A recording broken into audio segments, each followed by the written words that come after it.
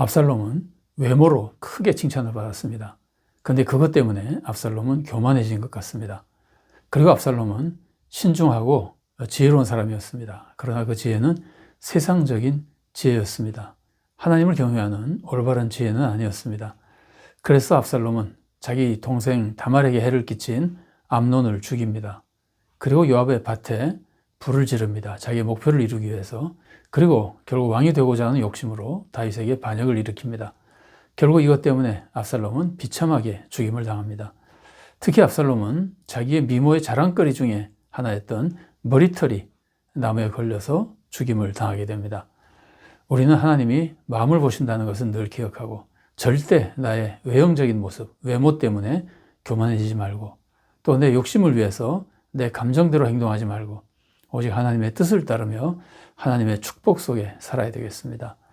자, 오늘은 압살롬의 성품에 대해서 좀 더 살펴보겠습니다. 압살롬의 모습을 우선 보면은 일단 교만한 모습이 있죠. 왕자라는 지위의 영향도 있었을 것이고 그리고 미모의 영향도 있었을 것 같습니다. 그것 때문에 많은 사람으로부터 칭찬을 받았거든요. 그리고 압살롬은 이기적인 모습을 가지고 있었습니다. 자기 이익을 위해서는 악행도 서슴지 않았습니다. 그리고 압살롬은 신중한 모습을 가지고 있습니다. 철저히 계획을 세워서 자기의 뜻을 실현하는 사람이었습니다. 이것은 세상적인 지혜였다고 볼 수 있습니다. 그리고 압살롬은 담대한 모습도 가지고 있습니다. 계획을 세워서 담대하게 실행했습니다. 암논을 죽이고 다윗에게 반역까지 일으키게 됩니다. 그리고 압살롬은 음흉한 모습을 가지고 있습니다. 자기 속마음을 숨긴 채 자신의 뜻을 이루기 위해서 몰래 그 뜻을 실행해 나가는 사람이었습니다. 압살롬의 음흉한 모습을 보십시오. 압살롬은 암논을 죽이고 자기 외할아버지인 그술왕 달메에게로 갔다가 또 요압의 계략에 의해서 다윗의 허락을 받고 돌아오게 됩니다. 그러나 다윗을 만나지 못하죠. 그래서 압살롬은 요압에게 부탁해서 결국 다윗을 만나게 됩니다. 이렇게 함으로써 압살롬은 원래 왕자의 지위를 다 회복한 것으로 보입니다. 사무엘하 14장 33절 말씀입니다. 요압이 왕께 나아가서 그에게 아뢰매 왕이 압살롬을 부르니 그가 왕께 나아가 그 앞에서 얼굴을 땅에 대어 그에게 절하매 왕이 압살롬과 입을 맞추니라. 압살롬은 이제 왕자의 원래 지위를 다 회복했다고 볼 수 있습니다. 그런데 그 후에 압살롬은 자기 세력을 키우기 시작합니다. 우선 자기를 위해서 병거와 말들을 준비하고 호위병 50명을 거느리고 다닙니다. 그리고 압살롬은 아침 일찍 성문에 나가서 거기 서서 송사가 있어서 왕을 만나려고 오는 사람들을 자기가 만나서 그 사람의 송사가 옳지만 송사를 들을 사람을 왕이 세우지 않았다고 하면서 내가 재판관이 되어서 이 땅에 정의를 세우고 싶다고 말합니다. 그 사람이 고맙게 생각해서 압살롬에게 절하려고 하면은 압살롬이 그 사람을 붙들고 그 사람에게 입을 맞췄습니다. 사무엘하 15장 3절부터 5절까지의 말씀입니다. 압살롬이 그에게 이르기를 보라 내 일이 옳고 바르다마는 내 송사를 들을 사람을 왕께서 세우지 아니하셨다 하고 또 압살롬이 이르기를 내가 이 땅에서 재판관이 되고 누구든지 송사나 재판할 일이 있어 내게로 오는 자에게 내가 정의 베풀기를 원하노라 하고 사람이 가까이 와서 그에게 절하려 하면 압살롬이 손을 펴서 그 사람을 붙들고 그에게 입을 맞추니 이 압살롬의 행동은 다윗을 폄하하고 자기를 드러내며 백성의 마음을 훔치는 백성의 마음을 빼앗는 모습입니다. 압살롬이 이렇게 4년을 지내면서 많은 백성의 지지를 받게 됩니다. 이것은 반역을 준비하는 아주 음흉한 모습입니다. 그리고 압살롬은 반역을 일으킵니다. 압살롬의 반역을 일으키는 모습 보십시오. 압살롬은 셋째 아들입니다. 그런데 첫째 아들 암논은 자기가 죽여서 이제 없습니다.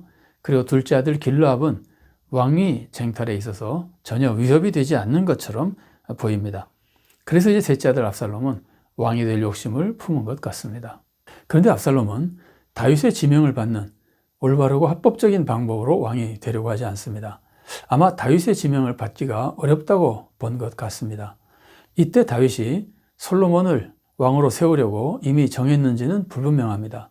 그래도 압살롬은 자신의 여러 가지 악행 때문에 왕으로 지명받기가 어렵다고 생각했을 수도 있습니다. 압살롬이 합법적으로 왕이 될 수 없다면 압살롬은 왕자의 축복 속에서 살아갈 수 있습니다. 그러나 압살롬은 악한 방법으로 끝까지 왕이 되려고 합니다. 아주 이기적이고 세상의 지혜를 이용하고 그리고 음흉한 모습을 보여주고 있습니다. 압살롬은 백성의 대대적인 지지를 받아서 헤르몬에서 반역을 일으킵니다. 이때 압살롬의 반역 계획을 모르고 압살롬의 청함을 받아서 헤브론으로 간 사람들도 많이 있었습니다. 이런 압살롬의 반역 계획에 다윗의 모사 아히도벨도 합세하게 됩니다. 아히도벨은 아주 유능한 사람이었습니다. 사무엘하 15장 12절 말씀입니다. 제사 드릴 때에 압살롬이 사람을 보내 다윗의 모사 길로 사람 아히도벨을 그의 성읍 길로에서 청하여 온지라. 반역하는 일이 커가매 압살롬에게로 돌아오는 백성이 많아지니라.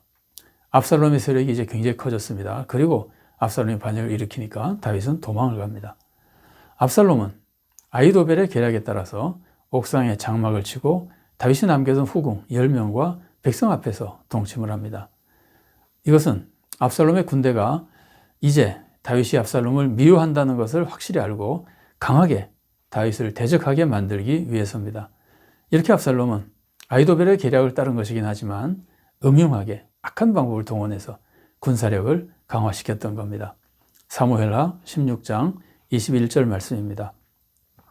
아히도벨이 압살롬에게 이르되 왕의 아버지가 남겨두어 왕궁을 지키기 위한 후궁들과 더불어 동침하소서. 그리하면 왕께서 왕의 아버지가 미워하는 바 됨을 온 이스라엘이 들으리니 왕과 함께 있는 모든 사람의 힘이 더욱 강하여지리이다 하니라. 그리고 아히도벨은 압살롬에게 갑자기 기습해서 다윗을 치자는 기습 전략을 세워서 권합니다. 이때 다윗의 친구 후세가 거짓으로 압살롬 편에 가입해 있었거든요. 그래서 이제 후세는 아히도벨의 전략에 반대하고 기습하지 말고 전 군사를 모아다가 전 군사로 다윗과 전쟁을 일으키자고 전략을 세웁니다. 그런데 압살롬은 후세의 전략을 따릅니다. 이것은 하나님이 역사하신 거였습니다. 사무엘하 17장 14절 말씀입니다.